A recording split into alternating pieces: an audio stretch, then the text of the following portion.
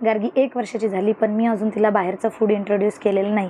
मी कुठे पण गेली तर तिचं जे फूड असतं ते सोबत कॅरी करते. चला तर बघूया आज मी तिच्यासाठी काय काय सोबत कॅरी केलेलं आहे. तर हे जे आहे ओट्स घेतलेत मी सोबत, जेणेकरून मला तिला एक टाईम ओट्स देता येतील लंचमध्ये. आणि नंतर मी रवा पण घेतलेला आहे. मी तिला रवा आणि बनानाचं पॉरिज देते ब्रेकफास्टमध्ये.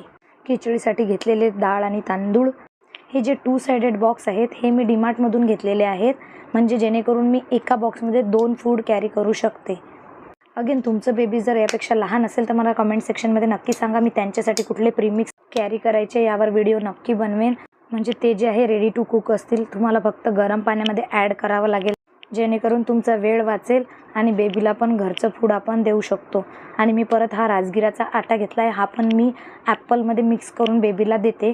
आणि हे जे आहे स्प्राउटेड रागी फ्लोर घेतलेला आहे. आज बेबीचं पॅकिंग केलेलं आहे. तर असा होता आजचा दिवस. त्याच्यानंतर मी सलॉनला गेले. भेटूया नेक्स्ट व्लॉगमध्ये. तोपर्यंत बाय.